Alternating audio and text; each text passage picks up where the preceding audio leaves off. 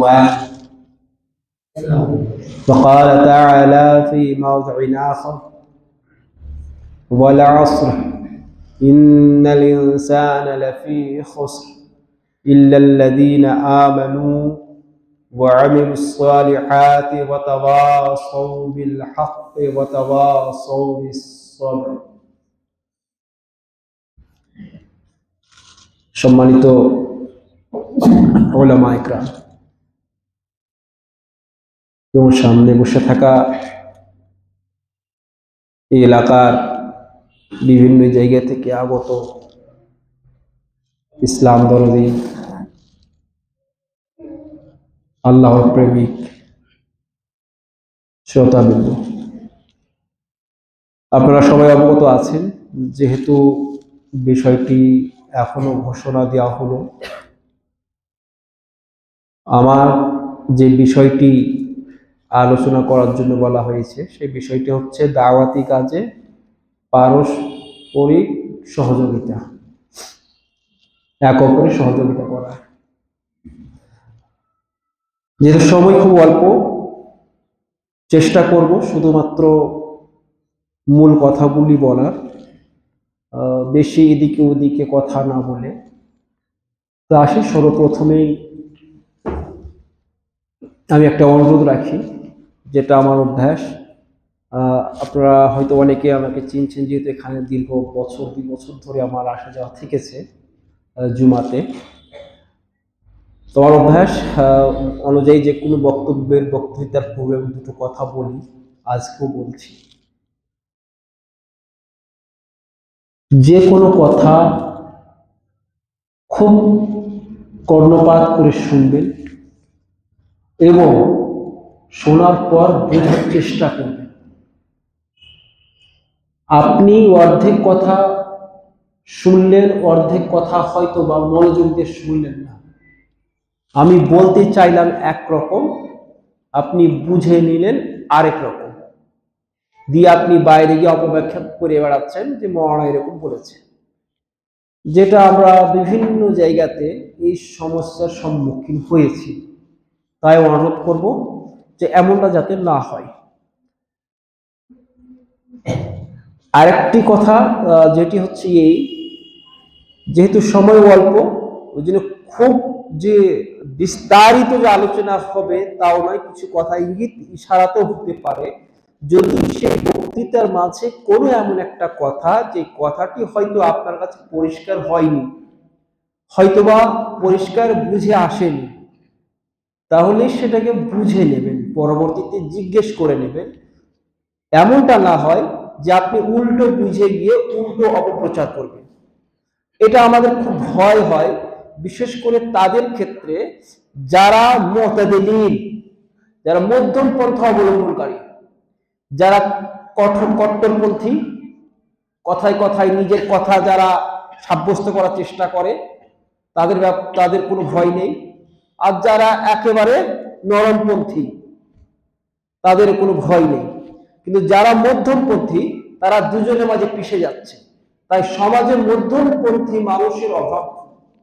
তাই দেখবেন সমাজে তারাই বেশি প্রতিষ্ঠিত, যাদের থুতনির জোর বেশি, না হলে কণ্ঠের স্বর ভালো। এই 2 ধরনের লোক সমাজে বেশ ভালো বিরাজ করছে।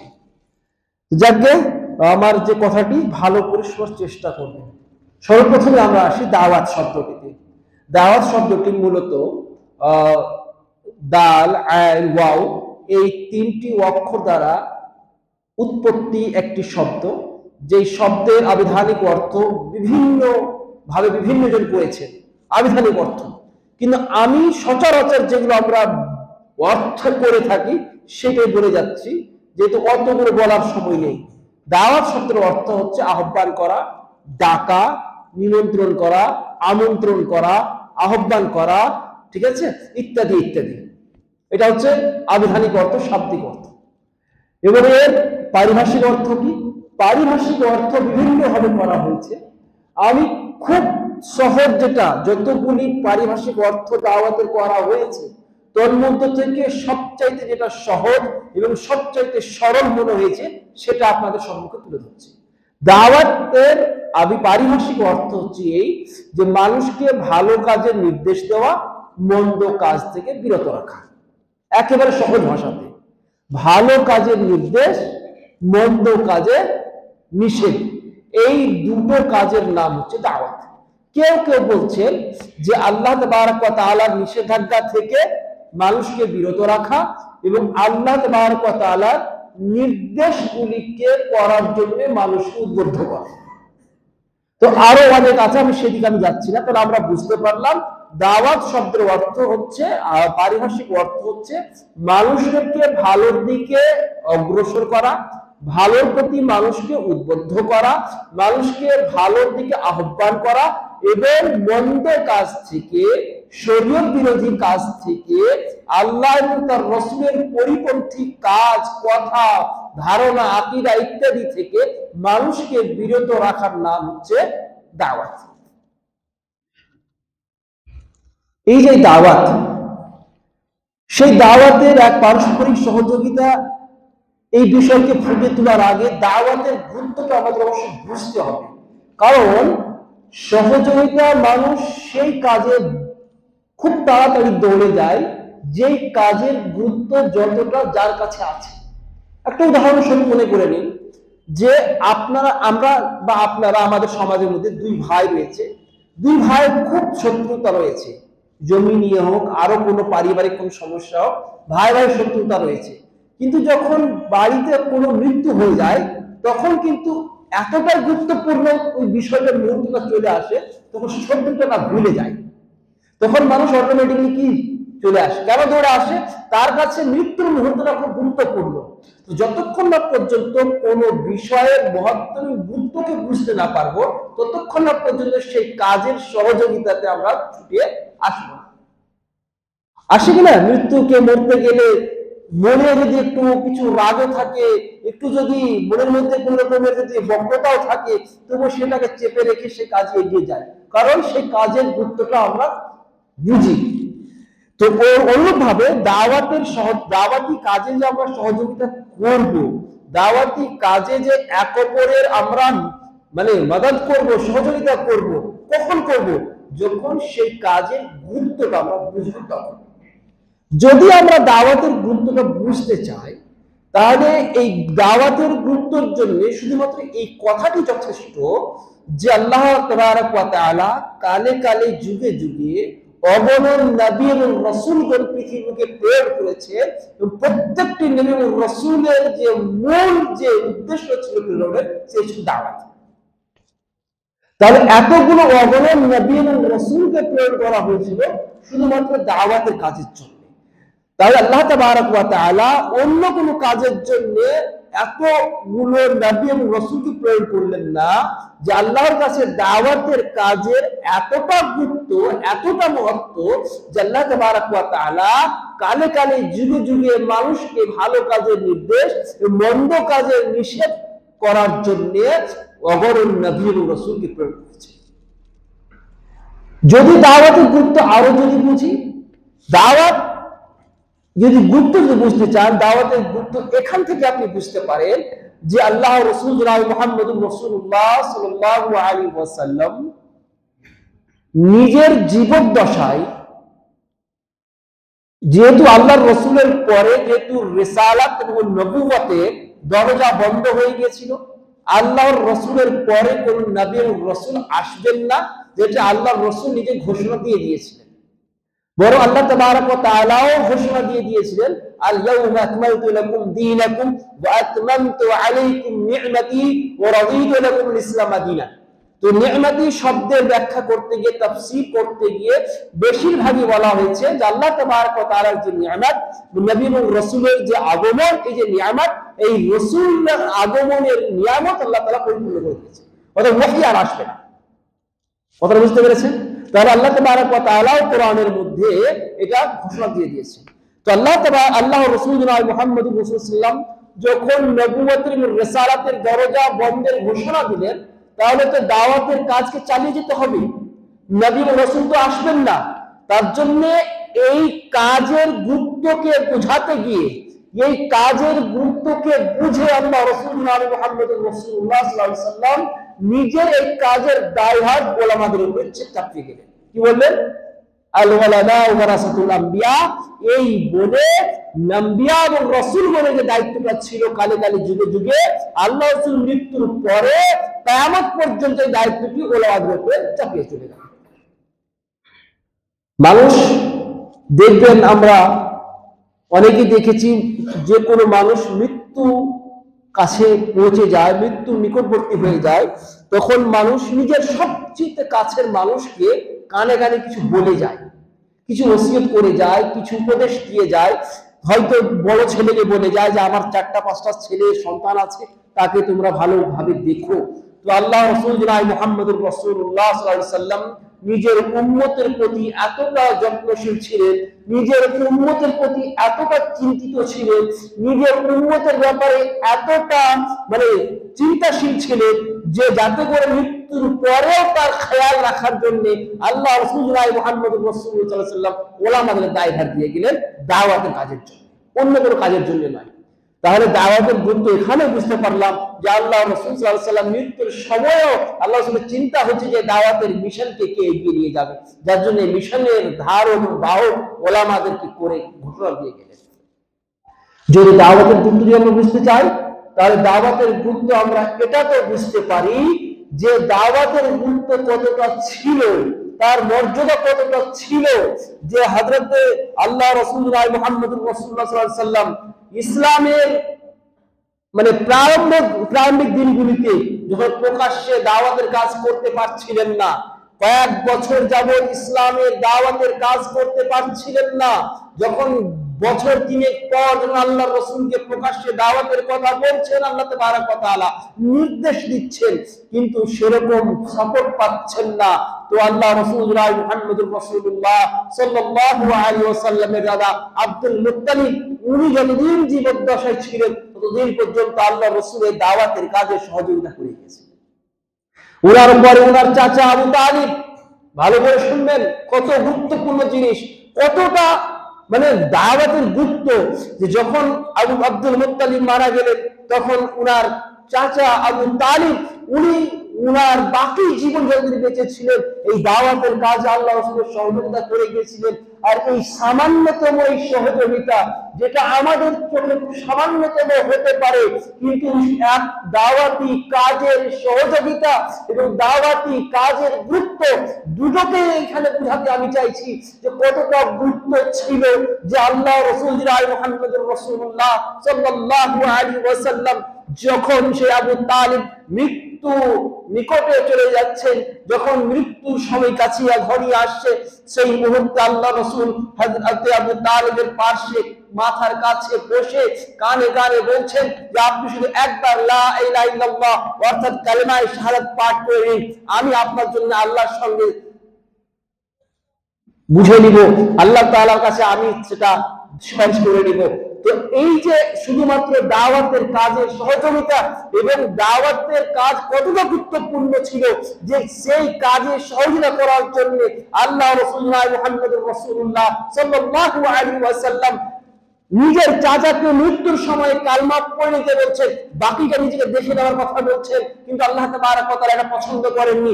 শেষ পর্যন্ত আল্লাহ তাআলা কোরআনে আয়াত অবতীর্ণ করেছেন আর বলে দিয়েছিলেন আপনি যাকে চাইবেন তাকে আপনি হেদায়েত দিতে পারেন না, অতএব জোর করে আপনি হেদায়েত দেওয়ার চেষ্টা করিয়েন না।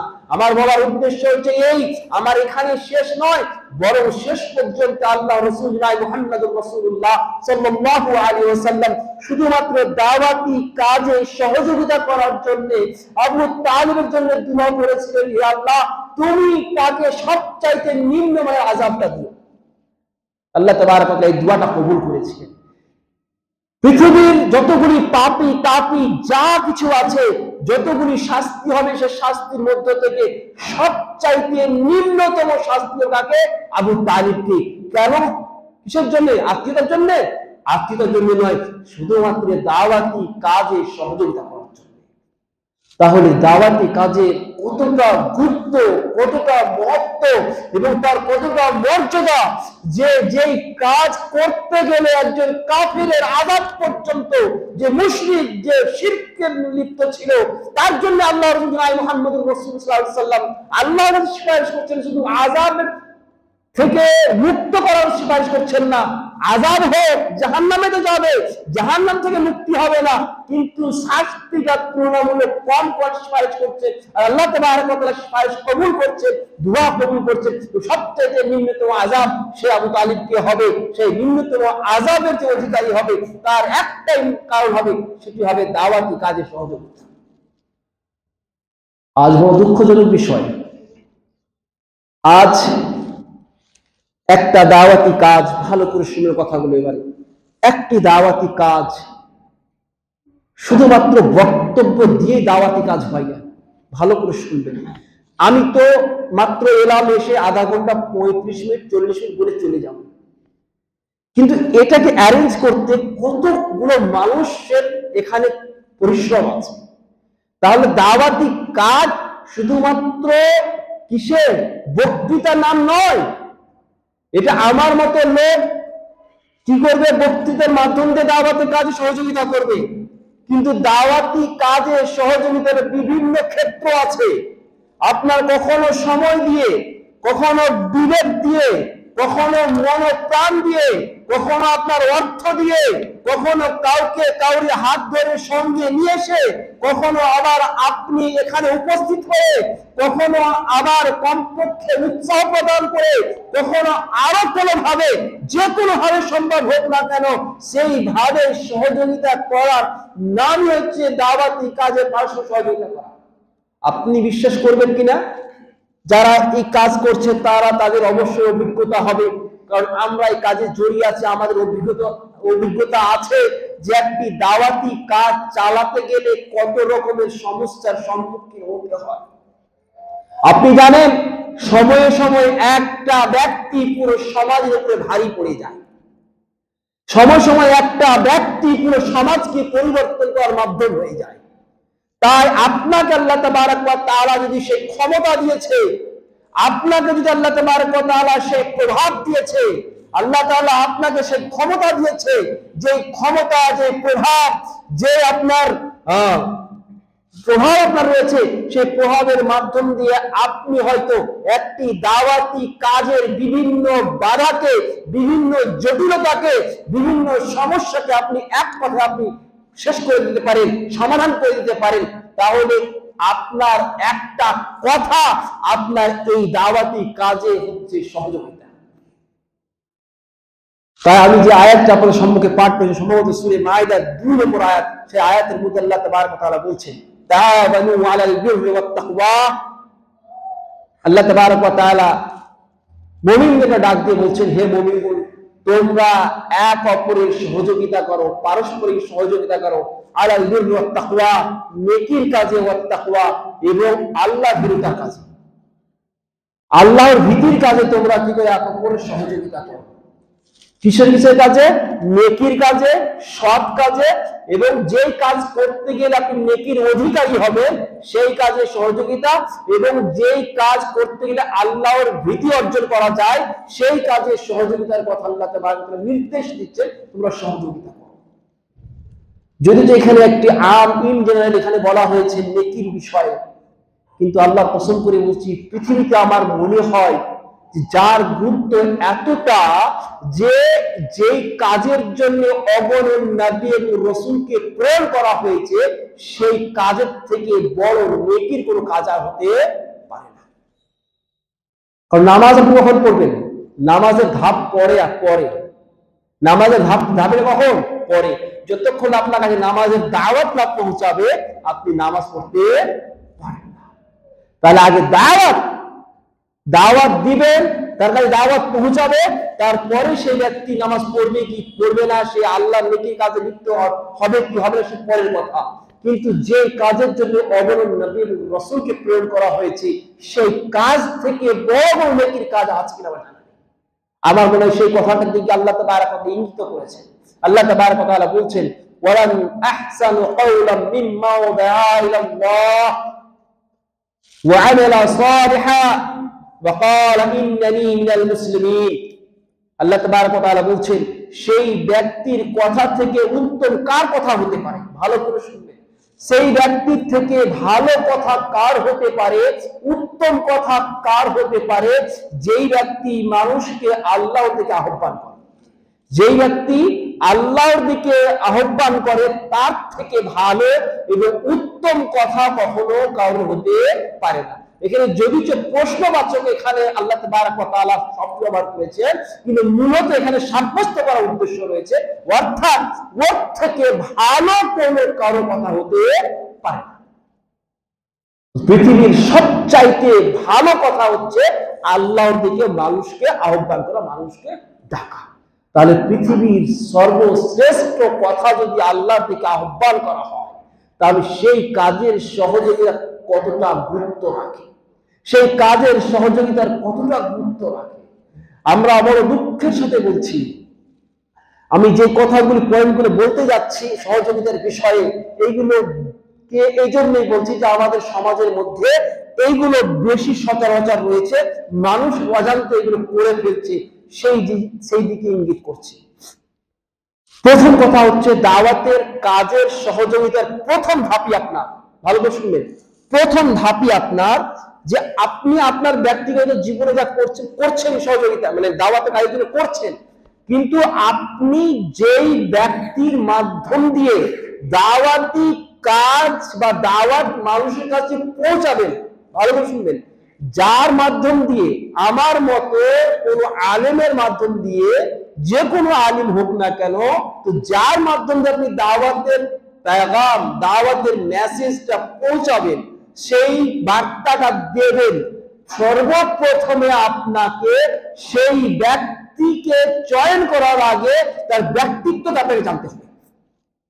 প্রথম আপনার কাজ সহযোগিতা প্রথম কারণ হচ্ছে এই যে আপনার একটা ভুল ব্যক্তিকে সিলেকশন করা, বিশেষ করে ব্যক্তিগত জীবন বাদ দিয়ে, বিশেষ করে কোরআন এবং হাদিসের ব্যাখ্যা অপব্যাখ্যার বিষয়ে এবং আকীদার মানহাজের বিষয়ে ইত্যাদি ইত্যাদি, এই বিষয়ে যখন আপনি একটা খারাপ আকীদার মানুষকে, একটা খারাপ মানহাজের মানুষকে যখন এখানে বসাবেন, যখন আমার যদি আকীদা খারাপ থাকে, আমার যদি মানহাজ ঠিক না থাকে, তাহলে তারপরে যদি আমাকে এখানে যদি আহ্বান করেন, আমাকে এখানে আমন্ত্রণ করেন, আমাকে ডাকেন, তাহলে যারা জনসাধারণ তাদের চোখে আমার জন্য একটা অন্য রকমের সম্মান জায়গা করে নেবে। আর যখন আমার ব্যাপারে যার আকীদা ঠিক নেই, যার মানহাজ ঠিক নেই, তার ব্যাপারে যখন আপনার অন্তরে সম্মান জেগে উঠবে, তখন আপনার তার কথার প্রভাব পড়তে লাগবে। যখন তার কথার প্রভাব পড়বে, তখন আপনার আকীদা কিভাবে নষ্ট করে দেবে আপনি বুঝতেও পারবেন না। তাই সর্বপ্রথমে আপনি যে দাওয়াতি কাজে সহযোগিতা করবেন, তার জন্য আপনি যে ব্যক্তিকে সিলেক্ট করবেন, যে ব্যক্তিকে নির্বাচন করবেন, সেই ব্যক্তির মানহাজ, সেই ব্যক্তির আকীদা, সেই ব্যক্তির ধারণা, সেই ব্যক্তির কোরআন এবং হাদিসের যে ব্যাখ্যা বিশ্লেষণ সে কিভাবে করে, সে কি কাদের ব্যাখ্যা বিশ্লেষণ দেয়, এটা আপনার আগে ভালোভাবে জেনে ভালোভাবে পরীক্ষা করে নিতে হবে, তারপরে আপনি তাকে এখানে স্থান দেবেন। আর আপনি শুধুমাত্র পাঞ্জাবি দেখলেন আর গলার জোর আর সাজিয়ে গুজিয়ে বলার যে ক্ষমতা, তার কাছে শব্দের আকর্ষণ, তার কাছে শব্দের জাদু, বিভিন্ন রকমের জিনিস আছে, আপনি তাকে নিচে বসে দেবেন। এটা খুব দুঃখজনক বিষয়, এটা হওয়া উচিত নয়। আর এটাই হচ্ছে আজকে সমাজের মধ্যে, আজকে স্টেজগুলো আমরা যদি দেখি, আমি দুঃখের সাথে বলছি, এজন্য বলছি না যে হয়তো আমার স্টেজে ডাকছে না, আমি এজন্যই বলছি যে জাতির তো লক্ষ লক্ষ খরচ হয়ে যাচ্ছে, লক্ষ লক্ষ কেন কোটি কোটি খরচ হচ্ছে, জাতি পাচ্ছেটা কি? এমনি তো যা নোংরামি হচ্ছে ছেড়ে দিন, কিন্তু যে ব্যক্তি দিয়ে যাচ্ছে তার কাছ থেকেও নিয়ে যাচ্ছে কি? হয়তো তার আকীদা নষ্টকারী কোন একটা বার্তা, এমন কিছু বার্তা যে তার আকীদাকে নষ্ট করে দিচ্ছে। আমি কিছু উদাহরণ দিব, শেষে যদি সময় পাই তা হতে গেলে। তাহলে প্রথমে আপনি দাওয়াতি কাজে যে সহযোগিতা করবেন, তাহলে যাকে দিয়ে আপনি দাওয়াতের কাজ করাবেন, তার মানহাজ, তার আকীদা আগে আপনাকে ভালোভাবে জেনে নিতে হবে, তবেই আপনি তাকে সুযোগ দেবেন, নচেত সুযোগ দেবেন না। এক। দ্বিতীয়ত হচ্ছে যেটা আমাদের সমাজের মধ্যে যেটা হচ্ছে যে আমরা যখন কোনো ব্যক্তিকে আমরা যখন ডাকবো, ভালো করে শুনবেন, কোনো ব্যক্তিকে যখন ডাকবো, তো এর ডাকার পরে আপনার সহযোগিতা, একটা বড় সহযোগিতা হচ্ছে এই যে আমার মতো মানুষ যারা আসবেন, যারা আসছেন, হয়তো কে 10 কিলোমিটার দূর থেকে আসছেন, কে 50 কিলোমিটার দূর থেকে আসছেন, তো আসছেন উনিও আল্লাহর জন্য আসছেন, কিন্তু সময় সময়ে মানুষের কিছু চাহিদা আল্লাহ তাআলা কথা করে দিয়েছে। আপনাকে কয়েকটা যুদ্ধের কথা আপনাকে বলি। যখন সর্বপ্রথম সালামের ধারণা, সালাম একটা হচ্ছে আমাদের পরিভাষা, সালাম যুদ্ধের ক্ষেত্রে একটা সালাম একটা পরিভাষা আছে। সালাম বলা হয় যে যুদ্ধের ময়দানে যে বিধর্মীকে মেরে দিল তার যে সামানগুলো থাকবে সেই সামানগুলোকে সালাম বলা হয়। কথা বুঝতে পেরেছেন তো? যে যুদ্ধ হচ্ছে কাফিরের সাথে মুমিনদের, সেই যুদ্ধের ময়দানে একজন মুমিন একজন কাফিরকে মেরে দিল, তো সেই কাফের কাছে যে সমস্ত সামানপত্র থাকবে, যে সমস্ত আপনার অর্থ থাকবে, সেই অর্থ ওইখানে বাড়িতে নয়, ওই ময়দানে, যুদ্ধের ময়দানে যেটা থাকবে সেই সামানটাকে বলা হয়, সেই সামগ্রীকে বলা হয় কি? সালাম বলা হয়।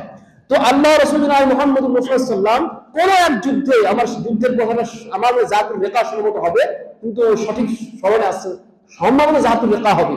তো সেই যুদ্ধে যখন দেখলেন এক মুহূর্তে সাহাবায়ে কেরাম আজমাইন দুর্বল পড়ে যাচ্ছে, একেবারে দুর্বল পড়ে যাচ্ছে, মানে এত কষ্ট, এত ক্ষুধার্ত ছিলেন, অত্যন্ত গরম ছিল, অত্যন্ত গরম, এবং শুধু অত্যন্ত গরম নয়, এবং পাহাড়, একেবারে পাহাড় ছিল, পাথর ছিল, খালি পায়ে ছিলেন, বলা হচ্ছে জাতুল রেখা, অর্থাৎ পায়ে খোসা নিয়ে নিয়েছিল, এমনকি নাখুনগুলো ঝরে গিয়েছিল, এমন কষ্টদায়ক যুদ্ধ। সেই যুদ্ধে সাহাবায়ে কেরামগণ একেবারে একটা মুহূর্তে এমন এসেছিল যে সাহাবায়ে কেরামগণ আর যুদ্ধ থেকে একেবারে অপারগ হয়ে যাচ্ছেন, আর হয়তো সেই জোশ, সেই যে একটা যে ওয়ালওয়ালা, সেই একটা যে স্পৃহা থাকা উচিত, সেটা আস্তে আস্তে হারিয়ে যাচ্ছিল। সেই মুহূর্তে আল্লাহ রাসূলুল্লাহ মুহাম্মদুর রাসূলুল্লাহ সাল্লাল্লাহু আলাইহি ওয়াসাল্লাম তাদের মধ্যে জোশ ভরার জন্য, তাদের মধ্যে একটু আগ্রহ ভরার জন্য, তাদেরকে উৎসাহ প্রদানের জন্য, তাদেরকে আরো উৎসাহ দেওয়ার জন্য করলেন কি? ঘোষণা দিয়ে দিলেন, মান কাতালা কাতিলান ফালাহু সালাম। আল্লাহ রাসূল ঘোষণা দিয়ে দিলেন যে যাকে হত্যা করবে তার সামানটা তার হয়ে যাবে। কথাটা বুঝতে পেরেছেন? কি ঘোষণা দিলেন? যেমন এই ঘোষণা দেওয়া যে যে যাকে মারবে তার সামানটা তারই হয়ে যাবে, ওটা ভাগ হবে না, ওটা ভাগ হবে না, মেরে দিলে যা পেলে সাত কাছে ওটা ওই হয়ে গেল। এই যখন ঘোষণা দিয়ে অফার করে দিলেন, তখন সাহাবায়ে কেরামের একটা জোশ হলো, একটা নতুন করে মনোবল তৈরি হলো, শেষ পর্যন্ত যুদ্ধে বিজয় হলেন। তো আমার বড় উদ্দেশ্য হচ্ছে, এটা একটা বর্তমানে তরবারি যুদ্ধ করার মুহূর্ত নয়। বর্তমানে আপনি দুই রকমের যুদ্ধ করতে পারেন, হয় কলমের মাধ্যম দিয়ে, নচেত আপনি মুখের মাধ্যম দিয়ে। তৃতীয় যে মানে এর যুদ্ধ, তরবারি যুদ্ধ, সেই যুদ্ধের মুহূর্তে, কারণ আজকে উপর থেকে বম্বিং হবে, আজকে আর এটা ইসলাম কখনো সাপোর্ট করে না, ইসলাম কখনো করবেও না। কারণ যখন বম্বিং হবে তখন নির্দোষ মানুষ মারা যাবে, সেখানে বাচ্চা মারা যাবে, সেখানে কোনো মহিলা মারা যাবে, সেখানে কোনো রকমের মানে অসুস্থ ব্যক্তি মারা যেতে পারে, ইত্যাদি ইত্যাদি। আমি সেদিকে যাচ্ছি না। আমার বলার উদ্দেশ্য হচ্ছে এই যে আজকে এই বড় যুদ্ধ হচ্ছে এই বক্তৃতার মাধ্যম এবং কলমের মাধ্যমে। অতএব এই যুদ্ধে যারা আসছে তাদের উৎসাহ প্রদান করা, তাদেরকে যথাযথভাবে সম্মান প্রদান করা, এটা হচ্ছে আপনার দাওয়াত কাজে সহযোগিতা। আপনাকে বলে দিই, অনেক আমার অভিজ্ঞতার কথা বলছি আপনাকে, অনেক ওলামা ইকরাম শুধুমাত্র মানুষের আচরণের কারণে দাওয়াতি কাজ থেকে ইন্টারেস্ট শেষ হয়ে গেছে, ইন্টারেস্ট নেই দাওয়াতি কাজে, খুব মনে নিয়ে জজবা নিয়ে এসেছিলেন যে দাওয়াতি কাজ করব। কিন্তু ভাই, দাওয়াতি কাজ করার তো অবশ্যই, কিন্তু একটা কথা ভালো করে এখানে আমি আরেকটা কথা যোগ করে দিই, যদি আপনার কোন রকমের আপ্যায়নে হোক আর কোনো কিছু অভাবের কারণে যদি কারোর যদি দাওয়াতি কাজে যদি কোনো অনীহা তৈরি হয়, সে ঠিক আছে, যার 1 ইয়ার তৈরি হলো সে জবাবদিহি তো করবে, কিন্তু যার কারণে এই 1 ইয়ার তৈরি হবে তাকে জবাবদিহি করতে হবে। তাই আজকে সমাজের মধ্যে, আমি আজকে খুলে বলে যাচ্ছি, সমাজের মধ্যে জলসার স্টেজে দেখবেন যাদের কোরআন শুদ্ধ নয়, যারা একটা হাদিস শুদ্ধভাবে পরিবেশন করতে পারে না, তাদেরকে 10, 20, 50 এমনকি লক্ষ টাকা অ্যাডভান্স পেমেন্ট দিয়ে তাদেরকে আমন্ত্রণ করা হয়। কিন্তু যে একজন আলেম 12 মাস মসজিদে ইমামতি করে, তার জন্য মাসে 10,000 টাকা দিতে গেলে কত রকমের তার সাথে বিভিন্ন অত্যাচার হয়। আর ওই ইমাম, ভালো করে শুনবেন, উনি কিন্তু দায়ী, একজন ইমাম, একজন দায়ী। আজ মাওলানা আলেমদের মধ্যে থেকে ইমামতির যে একটা চাহিদা, সেই চাহিদা শেষ হয়ে যাচ্ছে। মাদ্রাসা পড়ানোর যে একটা যে আগ্রহ, সেটা শেষ হয়ে যাচ্ছে। আমি নিজের ব্যক্তিগত কথা বলছি, আমার ঘৃণা ঢুকে গেছে মাদ্রাসা মসজিদের প্রতি। এই আচরণের কারণে ইচ্ছা হয় না যে আমি মাদ্রাসা মসজিদ করি। এই জাতি শুধু আচরণের কারণে, এত জঘন্যতম এই জাতির আচরণ হয়েছে ওলামাদের সাথে। এই ওলামাদের যে আচরণ হচ্ছে, দায়ীর সাথে যে আচরণ হচ্ছে, এর জন্য আপনার জবাবদিহি হতে হবে। বরং আপনি এটা দাওয়াতি কাজে সহযোগিতা করলেন না, বরং ওই যে দাওয়াতি কাজ থেকে, ফিল্ড থেকে সরে গেল, ওই জন্য আপনি একটি খারাপ কাজে আপনি সহযোগিতা করলেন। যে কথাগুলো কোরআনে আয়াত বলা, তাআওয়ানু আলাল ইসমি ওয়াল উদওয়ান, এবং তোমরা একে অপরের সহযোগিতা করো না গুনাহের কাজে এবং আল্লাহ তাবারক ওয়া তাআলা নাফরমানির কাজে। আল্লাহ এবং রাসূলের নাফরমানির কাজে তোমরা সহযোগিতা করো না, কিন্তু সেটাই আজকে আমাদের মধ্যে হচ্ছে। তাহলে দ্বিতীয় পয়েন্ট কি বললাম, যে আপনি যাকে দিয়ে আপনি দাওয়াতি কাজ করবেন তার উৎসাহ প্রদান করা, তাকে উৎসাহ দেওয়া, এটা এই দাওয়াতি কাজের একটা বড় সহযোগিতা। আমি বললাম যেগুলো আমাদের ব্রেন ম্যানেজ, সেগুলো আমি কথা বলবো আজকে শুধুমাত্র। তৃতীয় সাইড এই দাওয়াতি কাজের সহযোগিতার সাইড, সেটা হচ্ছে এই যে আপনি দেখবেন আল্লাহ তাআলা আপনাকে অর্থ দিয়েছে, একটা দাওয়াতি কাজ চালাতে গেলে তার পিছনে একটা খরচ আছে। যারা সময় দেয়, যারা নিজের বিবেক খাটায়, যারা বিভিন্ন ভাবে যারা জড়িয়ে থাকে, তারা যদি অর্থ দিতে হয় তাহলে তারা কোথা থেকে চালাবে? অতএব আপনি সময় দিতে পারছেন না, আপনাকে আল্লাহ তাআলা অর্থ দিয়েছে, আপনি সময় কম দিতে গেলেও আপনি অর্থ দিয়ে আপনি সহযোগিতা করেন। এই যে অর্থের বিষয়টা আমি এই জন্যই বললাম যে আপনাদের এই সুতি এবং শামশেরগঞ্জ, এই 2 ব্লকের কথা আমি বলছি আপনাকে। এই 2 ব্লকে অনেক জায়গাতে দাওয়াতি কাজ শুরু হয়েছিল। ভালো করে শুনবেন, দাওয়াতি কাজ শুরু হয়েছিল, চলেছিল লম্বা টাইম ধরে, কিন্তু শুধু আর্থিক সমস্যার কারণে সেই দাওয়াতি কাজের মিশন বন্ধ হয়ে গেছে। এটাও জবাবদিহি করতে হবে জাতিকে। অতএব দাওয়াতি কাজের সহযোগিতা, পারস্পরিক সহযোগিতার একটা মাধ্যম হচ্ছে কি, যে আপনি অর্থ দিয়ে সহযোগিতা করবেন। চতুর্থ দিক হচ্ছে এই যে যেহেতু সবগুলোই যেহেতু আমাদের মধ্যে জড়িয়ে রয়েছে, যারা করছে তাদেরকে বারবার আমি তাদের কথা এই জন্যই বলছি যে তারা বেশি জানছে। দেখবেন যে এই 10, 5, 20 জন যারা এই কাজে জড়িয়ে আছে, দেখবেন এদের বিরুদ্ধে পাশে সমালোচনা হবে, বিভিন্ন রকমের কথা বলবে। এক আসবে না, সে দোকানে বসে আড্ডা দেয়, তাদের সাথে তাদের সাথ দেবে না। তো ওই সমস্ত মানুষগুলির জন্য আল্লাহ তাআলা হয়তো আপনাকে ক্ষমতা দিয়েছে, আপনি যদি ওদের পাশে দাঁড়িয়ে যান তাহলে ওদের এই যে বিরোধিতা, এই বিরোধিতা বন্ধ হয়ে যাবে, এই শয়তানি বন্ধ হয়ে যাবে। তাই আপনি আপনার নিজের যে ক্ষমতা, নিজের যে আপনার প্রভাব, সেই প্রভাব দিয়ে আপনি এই দাওয়াতি কাজে সহযোগিতা। দাওয়াতি কাজের অনেক দিক রয়েছে, আমি যাচ্ছি শেষ দিকে। দাওয়াতি কাজের কথা বলতে গেলে আজ আমাদের সমাজের মধ্যে সবচাইতে কঠিন কাজ যদি কিছু হয়ে থাকে, সেটা যে দাওয়াতি কাজ করা। সবচেয়ে কঠিন কাজ দাওয়াতের কাজ করা।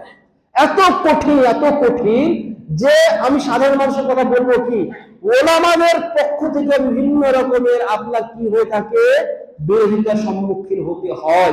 বিরোধিতা তাদের পক্ষ থেকে এসে থাকে।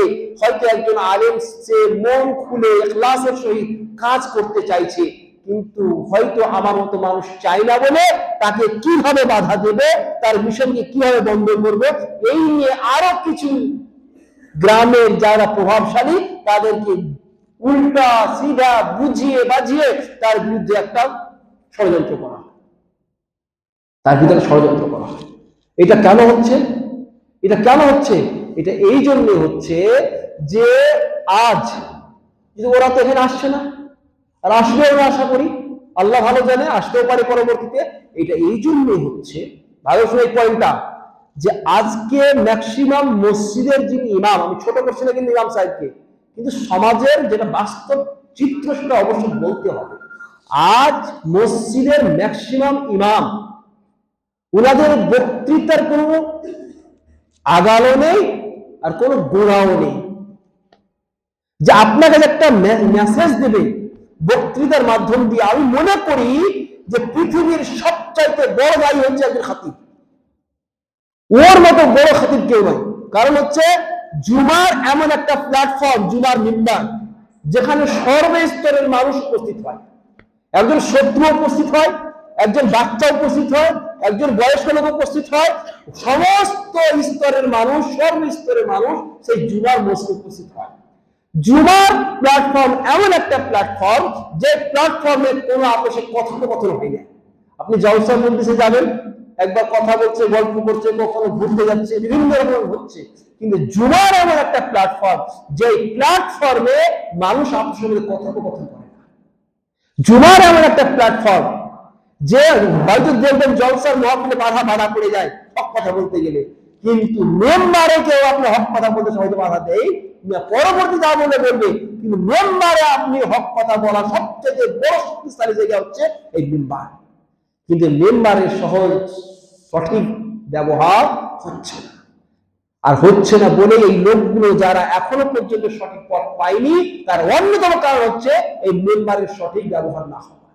তাহলে আজকে আমরা যদি একজন যোগ্য ইমাম, যোগ্য খতিব যদি মেম্বারকে দিতাম, মেম্বারে একটা যোগ্য খতিবকে দাঁড় করাতাম, তাহলে অনেক যারা আজ দূরে সরে আছে সেই খুতবার মাধ্যম দিয়ে সেই লোকগুলো ব্রেন ওয়াশ করতে পারতো, ব্রেন ওয়াশ করে তারা আজকে কাছে তাদের টানতে পারতো। কিন্তু এটা হচ্ছে না, তার কারণ হচ্ছে যে মেম্বারের সঠিক ইউটিলাইজ হচ্ছে না। জানি না আপনার এখানে কেবল খতিব আছে, আমি সেদিকে যাচ্ছি না, কিন্তু খতিব খুব জরুরি। আমি আপনাকে শেষ কথা আমি বলে যাচ্ছি যে দেখুন, যাকে খতিব রাখবেন বা যাকে ইমাম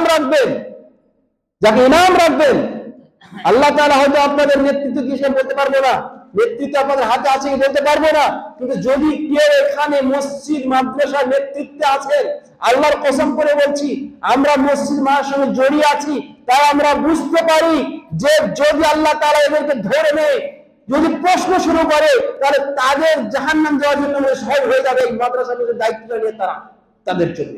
এরা এত জুলুম করেছে, আপনার জুলুমের একটা নমুনা আমি আমার জীবনে আমি পেশ করছি। মাত্র 10 দিনের নমুনার কথা, 10 দিনের আগের কথা।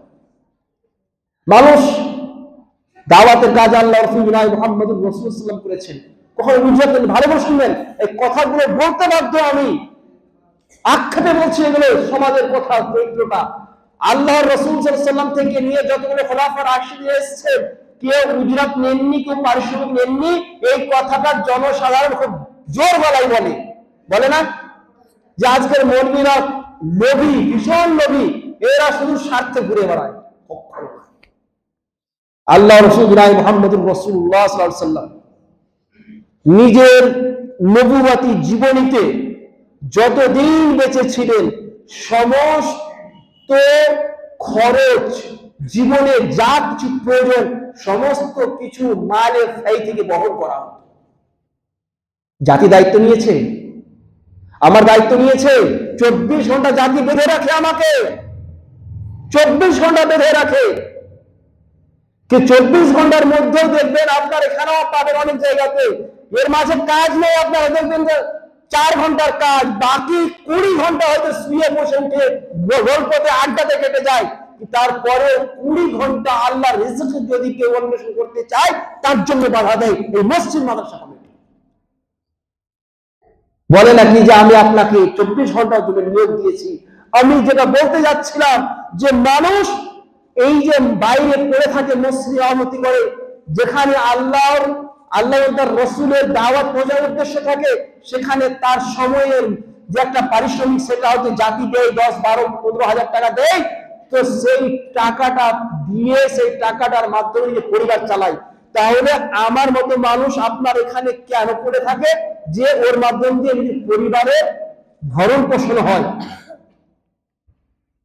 আমার স্ত্রী অসুস্থ, গত 16 নভেম্বরের কথা বলছি, আমাদের পাকুর কনফারেন্সের দ্বিতীয় দিন রাত্রিবেলা বাড়ি পৌঁছলাম কনফারেন্স থেকে, হাত উঠছে না, এরকম অবস্থা। আমার মাদ্রাসার প্রতি অবশ্য দরদ আছে। আমার এই মুহূর্তে কি করণীয় ছিল?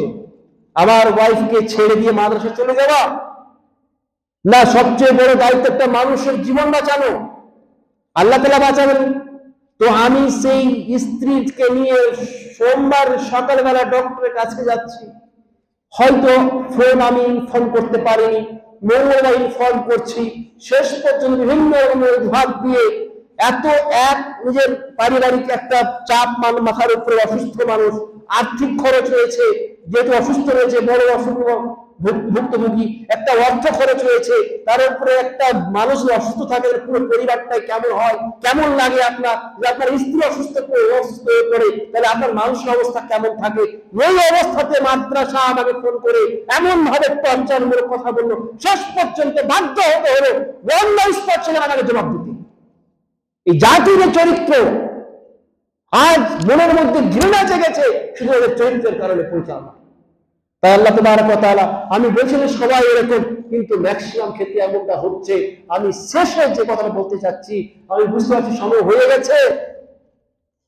এই দাওয়াতি কাজের সহযোগিতার যে মাধ্যমগুলি, সেই মাধ্যমগুলির মধ্যে অন্যতম মাধ্যম হচ্ছে এই যে যাদের দ্বারা করবেন তাদেরকে মূল্যায়ন করবেন, যারা এই বিষয়ে খাটছে তাদেরকে মূল্যায়ন করবেন, তাদের যদি আপনি অর্থ না দিতে পারেন কমপক্ষে তাদের উৎসাহ দেবেন যে তুমি খুব ভালো কাজ করছো, করো, আমরা তোমার পাশে আছি।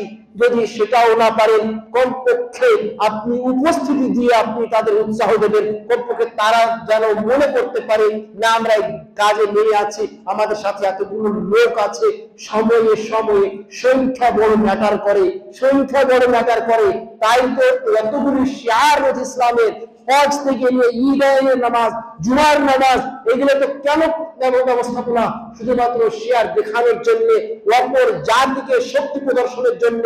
তো আজকে আপনি একটা ভালো কাজে নেমে আছেন, আপনি শক্তিশালী, এই শক্তিশালী আপনার এই সংখ্যা দিয়ে প্রদর্শন করা দরকার আছে। তাই আপনি যখন এখানে উপস্থিত হবেন, সংখ্যা বাড়বে, যখন সংখ্যা বাড়বে তার যারা রাস্তায় বসে আছে তারা লজ্জিত হবে, সবাই যাচ্ছে, আমি দোকানে বসে আছি, সে লজ্জিত হয়ে হয়তো না চাইতেও একদিন কাছে আসবে, যখন কাছে আসে শুনতে লাগবে, শুনতে হয়তো তার মনের মধ্যে জায়গা তৈরি হবে, তার জীবনে পরিবর্তন ঘটবে।